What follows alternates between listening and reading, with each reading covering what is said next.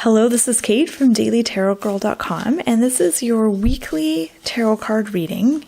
And for this week's reading, I'm using the Everyday Witch Tarot.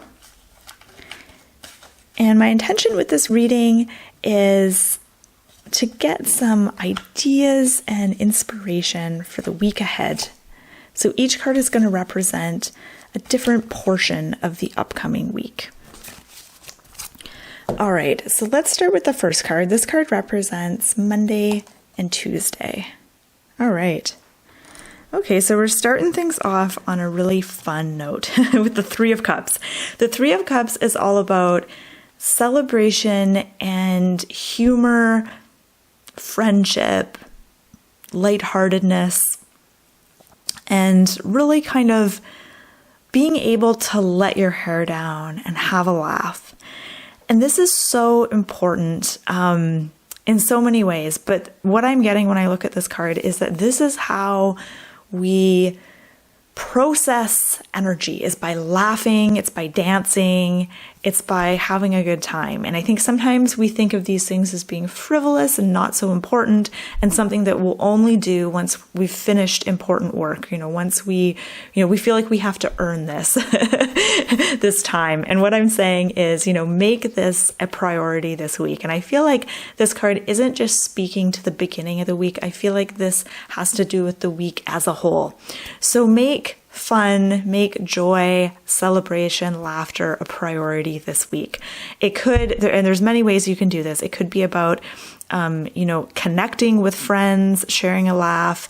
It could be even about just dancing by yourself in your living room. It could be, watching some really funny stand-up or your favorite comedy or whatever. But there's definitely this feeling of lightheartedness, and the message I'm getting with this card is that it's so important to be able to laugh right now, to be able to laugh at yourself, and to really kind of let your hair down here. And then as we move into the week, we have the card for Wednesday, Thursday, middle of the week, is the King of Cups. And the King of Cups, he's an interesting card. So there's a few things that stand out to me with the King of Cups. So first, let's talk about how he's a king, because the kings are mature, they are responsible, and they're confident, and they're powerful as well. And they've come so far. They've figured things out, and they've attained a degree of mastery over themselves and over the suit that they are the king of. So this is the King of Cups, and cups represents water. It represents emotions, feelings, and relationships. And I also kind of associate it with creativity and expressing your emotions and your feelings through creative means. So this particular king has attained a certain level of mastery over his feelings and his emotions. And when I say that he has mastery over them, I don't mean he has control over them. I don't mean that he's gotten really good at stuffing his feelings or ignoring them, or, having power over them. I mean, he's gotten good at integrating that part of himself, because we all have a part of ourselves that is emotional, that is full of feelings. And he's gotten really good at integrating those things with the rest of his life. So he's able to, he's not afraid of his emotions. In other words, he's able to go inward. He's able to process his emotions. He's able to understand them better than when he was younger, when he didn't have that level of mastery. So what does this card mean for us? What is the message? The message here, I feel, is to not be afraid of your feelings. Your feelings, your emotions, and the realm of relationships and creative expression, these are all the things that make life really magical. They can also make life difficult as well. These are the things that can bring us a lot of suffering. They can also bring us a lot of joy. But this is this dimension of feeling and emotions and intuition and relationships. This is what makes the human experience so exciting. It's what makes it full dimensional. It adds a whole another dimension. Like, can you imagine going through life without having feelings, without having emotions, without having, deep relationships, without having intuition, without, that spark of creativity, without the desire to express and to share yourself with others. So I feel like this king is inviting you to honor that aspect of life. And I think sometimes we don't do that. And so I think sometimes we're afraid of that aspect because it makes us feel vulnerable. And this king is saying, honor your feelings.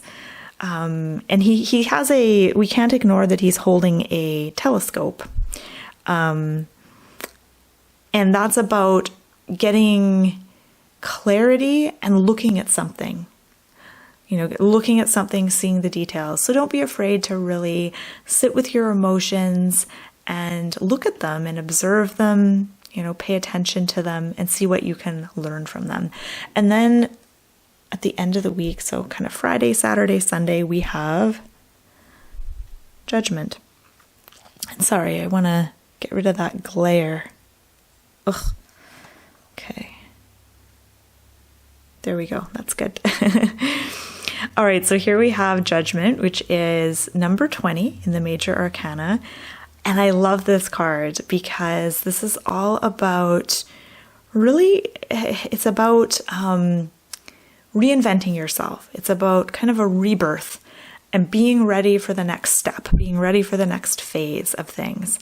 And it's also about hearing your calling, paying attention to what your calling is. And what I love is it's come after the King of Cups, and the King of Cups has come after the Three of Cups. And so I feel like the Three of Cups is all about, having fun, letting your hair down, laughing, dancing, moving, kind of, in a way, kind of raising your vibration, lifting your mood, lifting your spirits, and then getting ready to do the work of the King of Cups, which is about, really sitting with your emotions, taking a look at your feelings, honoring that part of life and not being afraid of it.